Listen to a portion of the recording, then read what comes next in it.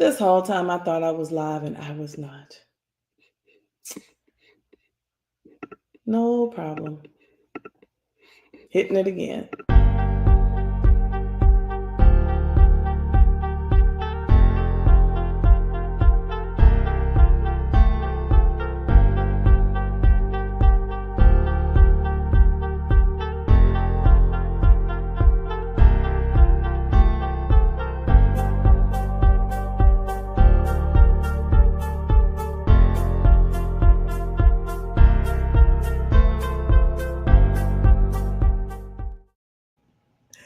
Y'all, hey, thanks for joining me today. I am 𝒆𝒄𝒕𝒊𝒔𝒕. 𝒆𝒄𝒕𝒊𝒔𝒕 battle. Pick your battles. Pick a last name, okay? Just rock with me, y'all. My name is 𝒆𝒄𝒕𝒊𝒔𝒕. That remains unchanged. That definitely remains unchanged. And I thought I had hit go live, and I realized I had not. But here we are. Woo! Okay, here we go. I'm 𝒆𝒄𝒕𝒊𝒔𝒕, and I'm a public speaking coach with a musical twist. What I do is I help professionals own the stage. I help you guys command more power, more reach, and opportunity by using my background as a musician and a military veteran. I'm a classically trained vocalist and pianist, a consummate performer, a music producer, so many things under the umbrella of being a musician and a military veteran. And I use that special skill set and experience to help you command the stage and speak like a pro. And pro stands for power, reach, and opportunity. I want to talk to you today about today's theme. What we're focusing on is being receptive, reluctant, or resistant, and how it affects your personal growth, especially as it relates to public speaking. I'll say that again. So today's session is about being receptive, reluctant, or resistant, and how it affects your personal growth, especially as it relates to public speaking. So I'm going to start with this statistic here.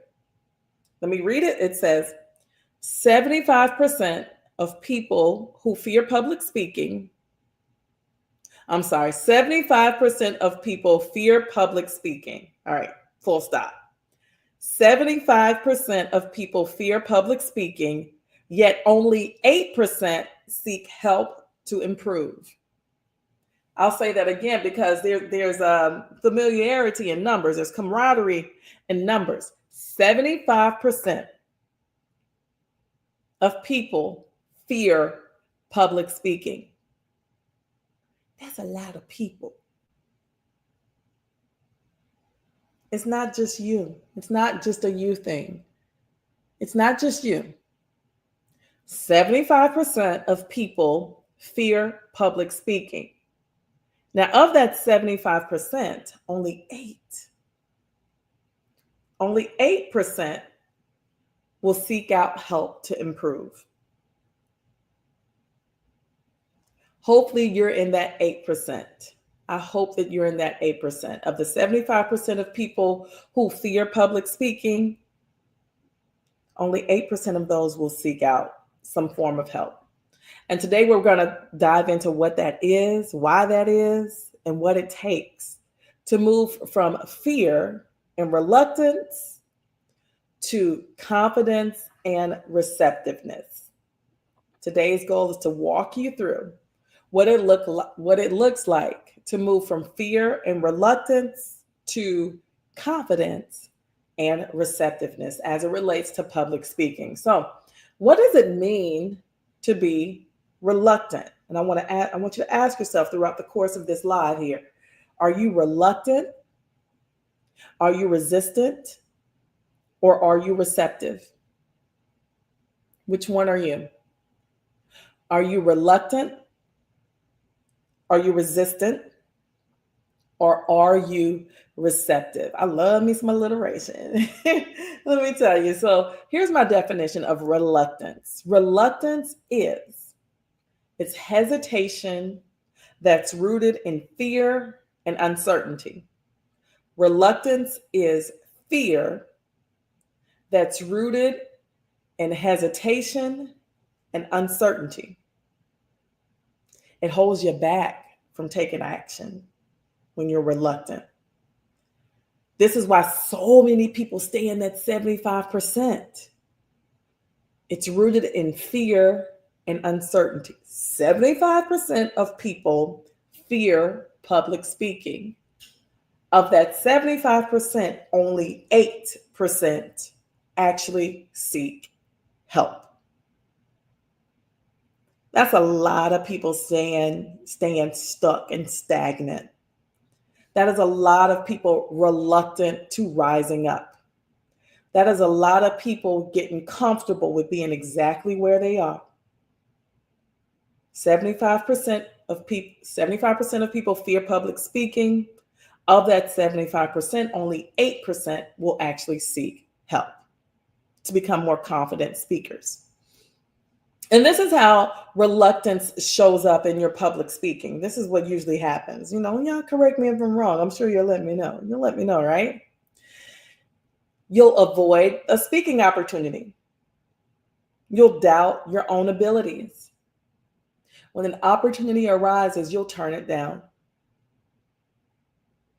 Why? Why? Why are you delaying your awesomeness? Why are you delaying your message being shared with someone who needs to hear what you have to say? Yeah.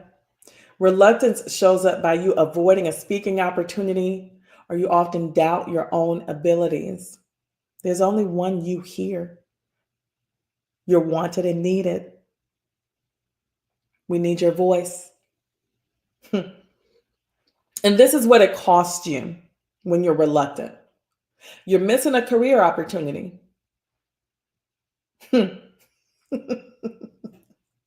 You are missing a career opportunity because you chose to keep your mouth closed. You didn't speak. You were reluctant.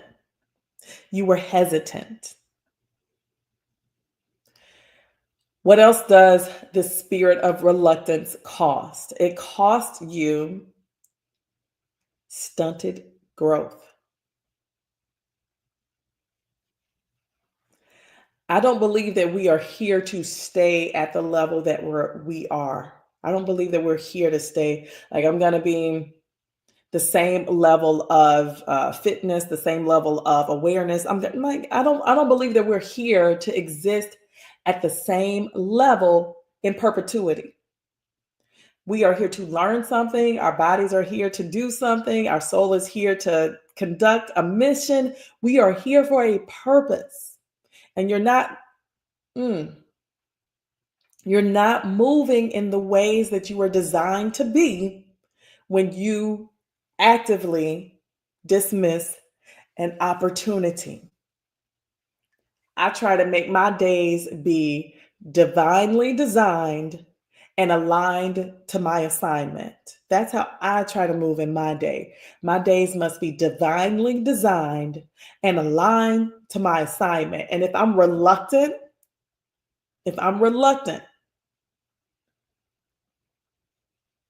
I'm not giving myself the opportunity to rise a little bit higher. I'm stunning my own growth. I'm cutting off my ability to connect effectively with my audience. I'm not letting people know that I'm here to help. I'm not telling the people what I got for them so they can be even greater sooner rather than later.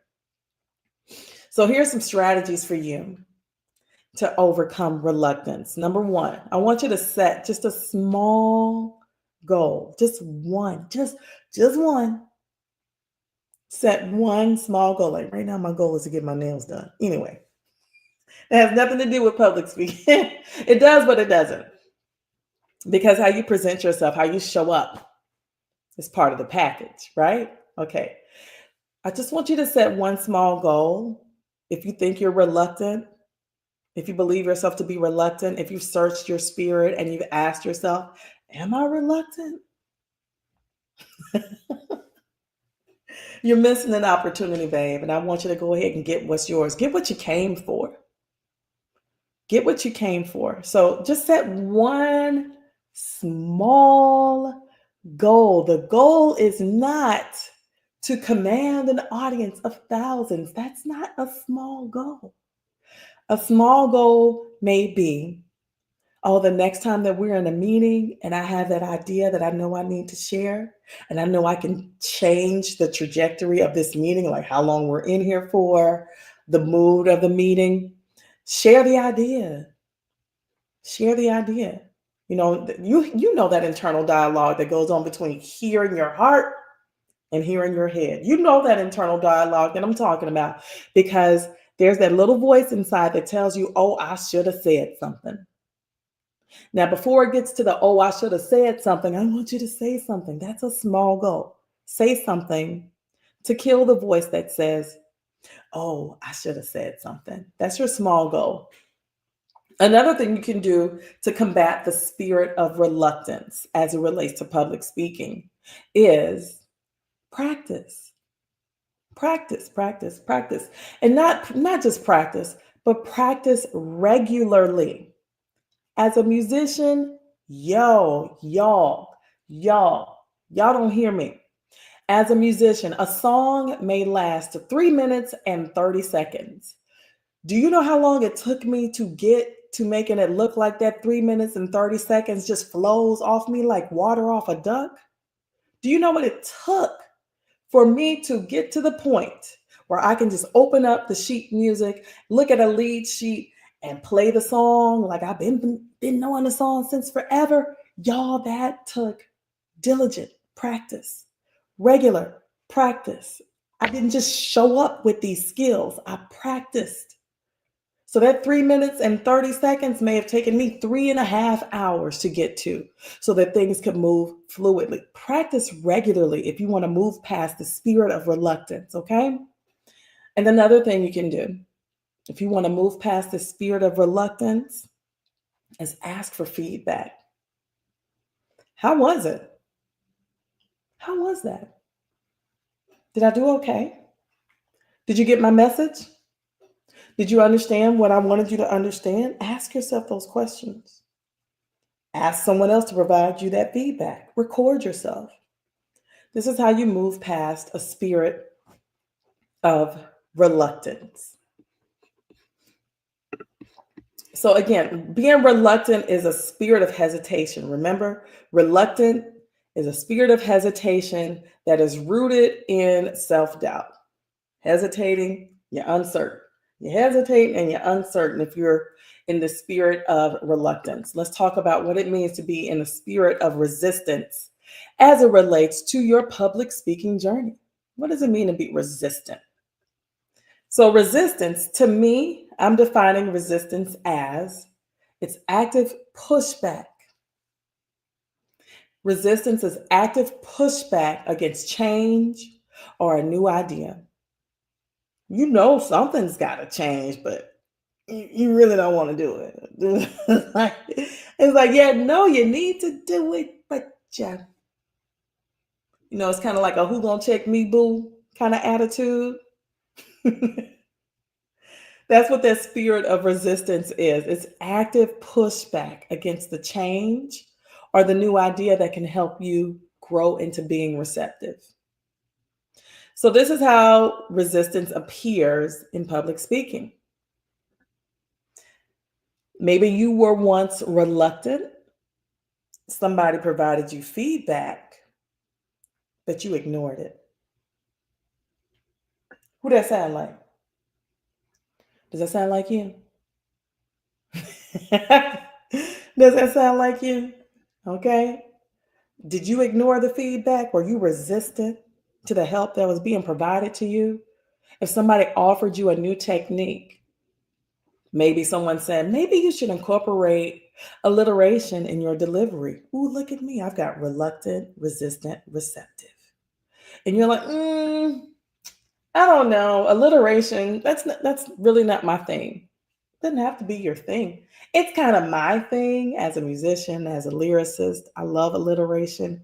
But what you will find out, research will support doing things in threes and doing things with alliteration helps you stay on people's minds. And my goal is to stay on your mind after this live. So I'm going to bring in some alliteration and I'm going to use things in groups of threes: reluctant, resistant, receptive. Which one are you? Reluctant, resistant, receptive. Which one are you? You can remember those three, yes? So if you're ignoring feedback, you're resistant. You're resistant to rising, to being receptive. If you're rejecting the new techniques, like maybe someone suggested alliteration to you, did you replace it with something else? If not, you're not being receptive. You're rejecting the ability to rise. You're rejecting the ability to rise. If you choose to stick to what's already familiar, like, okay, I know I'm going to deliver this speech at this time in this way, and I don't want to challenge the status quo. I don't want to go against the grain. I don't want to ruffle any feathers. Change does not come about because you just go along to get along. Change will never come about because you just go along to get along. It'll never happen. Never will it happen. Never will it happen. Okay? When you just stick to the familiar, if you think like, I did enough, I did good enough. Every time I'm in front of you, I try to give you the best that I got. I try to give you the best that I got. There are limiting habits and beliefs for all of us, but I want to challenge you to challenge that limiting belief and that limiting habit. You have to adopt, you don't have to, but I invite you to adopt a growth mindset. So instead of talking about what you can't do, what you ain't going to do, what you're not going to do, accept the challenge to prove yourself wrong. Prove yourself wrong. These are learning opportunities. This is not a threat. These are not threats. These are opportunities for you to learn. So when you're resistant, why? Why are you resistant? Why? Why, boo? It's time to rise. It is time to rise. So one of the ways you can rise into being more receptive versus being resistant is to ask for feedback and actually use it as a tool for improvement rather than receive it as criticism. It's not personal, it's professional. It's not personal, it's professional. Receive the criticism as room for growth. Receive the criticism as a tool for improvement. Receive the criticism as professional, not personal. We want you to grow. Your ability to expand is in your effort and in your practice. Your destiny is on the other side of your discomfort. Your destiny is on the other side of your discomfort. You got to get comfortable being uncomfortable. So set a small challenge for yourself and reflect on the progress that you've made and intentionally seek out experiences that push you just a little bit out of your comfort zone. This is not a threat. You're not threatened. You may feel you're not threatened. Look, that's your body's desire to remain in the comfort zone. And remaining in the comfort zone is going to keep you exactly where you are. You got to get comfortable being uncomfortable. Just a little bit, just a little uncomfortable. Not a whole lot. Like one of the things we used to say in the military, but did you, I don't know if that word is going to pass the censor here, but did you, it rhymes with fly and it starts with a D. But did you fly with a D? And that's something we used to say in the military a lot. And no, we didn't. We didn't. And you won't either. You won't either. Fly with a D, that is. Okay. So let's talk about what it means to be receptive. So far, we talked about what it means to be reluctant. Being reluctant means you have hesitated and you're unsure. You've hesitated and you're unsure. And what it costs you is an opportunity to be heard. Okay? We talked about what it means to be reluctant. Being reluctant is active pushback. And what it costs you is your comfort level. It costs you your comfort level. Just get a little bit uncomfortable, okay? Last thing we're going to talk about today is what it means to be receptive. This is the state that I want you to be in. This is the state I try to occupy as often as I can. I'm intentional about this. I am very intentional about being receptive, because when I tell you, the opportunities just keep coming, and I can't do anything but be grateful. When I think about the opportunities that have presented themselves to me simply because I was receptive.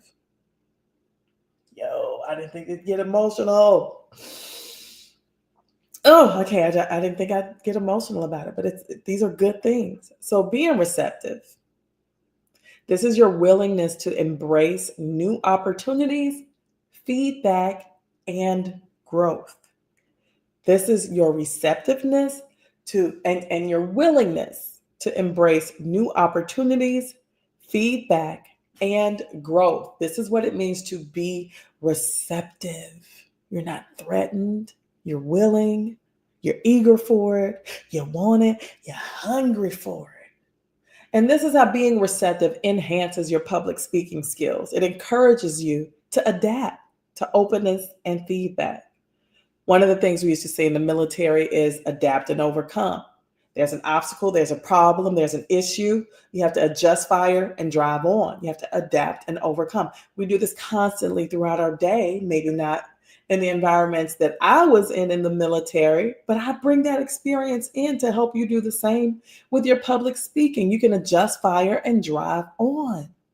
Keep going forward is the goal. The goal is to keep going forward. We have a mission to accomplish, and that is to elevate and accelerate your voice being heard, received, and understood. Okay? So if you want to be more receptive, if you want to encourage adaptability, if you want to encourage openness to feedback, here's something you can try, okay? Somebody offers you constructive feedback. Practice active listening. I mean, really listen. Really listen to what's being said to you and receive it in love. Receive it in love. It's a tool to help you improve. So when you get that constructive feedback, take it and use it and apply it. And continue to seek opportunities to grow, both personally and professionally. They go together. They go together. It doesn't matter what's going on in your personal life, but it does matter what's going on in your personal life, because all these things combine to help make you, you. All these things come together, both professionally and personally. These things combine to make you be the public speaker that you are. So if you've always been told, oh, you're too short, you're too little, nobody's going to listen to you. If you felt invisible because of your size or stature, your voice is the tool to combat that. Your voice is the tool to combat that. If someone has told you, oh, you speak to fill in the blank. Fill in the blank. Oh, you speak like a what? What exactly do I speak like? I speak like me. I speak like me. And so do you. And there's only one of you here, and we need you here. We need your voice. So be receptive to the feedback. Be receptive to the opportunity to grow. Be receptive to combining your personal and professional growth and development. They go together. You're not going to get here professionally if you're only here personally. Work on yourself. Work on yourself. Work on yourself. I create magic every day. I don't know if you've heard me talk about my magic formula. Here's my formula for creating magic, and then I'm going to wrap it up for you guys, okay? So magic, this is what magic stands for me. The M, make it easy. Of course, it's an acronym. I love acronyms. I love repetition. I love alliteration. Probably why I love music. Music is repetition. Music has alliteration. There's some alliterative elements in music. I love these kinds of things. There's patterns in it. I love patterns. That's probably why I love music the way that I do. But this is how I create magic daily. The M, make it easy. A, ask for help. G, grant myself grace. I, in thy calm. C, connect with self and source. That's how I create magic every day. And I also try to make sure that each day is divinely designed and aligned to my assignment. This is how I stay receptive. This is how I stay receptive. So let me go ahead and wrap it up for you guys here. We talked about what it means to be reluctant, resistant, and receptive as it relates to public speaking. If you are reluctant, you hesitate because you're unsure. You hesitate because you're unsure. And what it costs you is the opportunity to grow. What it costs you is the opportunity for your voice to be heard. What it costs you is the opportunity for your voice to literally transform somebody else's experience when you are reluctant. When you're resistant, you know you got to work on some things, but you don't want to accept the help. And what that costs you professionally is, you're missing the opportunities. You're not receiving the feedback as something that's a tool to help you grow. Somebody provides you feedback and you're taking it personal, when it's really something provided as a tool to help you grow and develop and rise. When you're receptive, you are open to the opportunities to receive the feedback and growth. When you're receptive, you're ready to adapt and adjust, and you're open to the feedback. That's what it means to be receptive. It's active listening. It's building your confidence to handle constructive feedback. It's continually seeking opportunities to grow both personally and professionally. That's what it means to be receptive, okay? So I've given you reluctant, resistant, and receptive, and here's my next thing for you. Receptiveness is the key to your growth and transformation as a public speaker. I want you to reflect on your own attitude. Which one is it? Are you resistant, reluctant, receptive? Which one are you? Search your heart and find out which one you are. Are you reluctant? Are you resistant? Or are you receptive? So commit to some of these shifts that I mentioned before so you can gain more confidence and charisma in your public speaking. I also want to invite you to my 30-day speaker sprint. If you're ready for a deeper dive into mastering these 3 mindset changes and these shifts with practical and hands-on guidance, that's what the 30-day speaker sprint provides for you.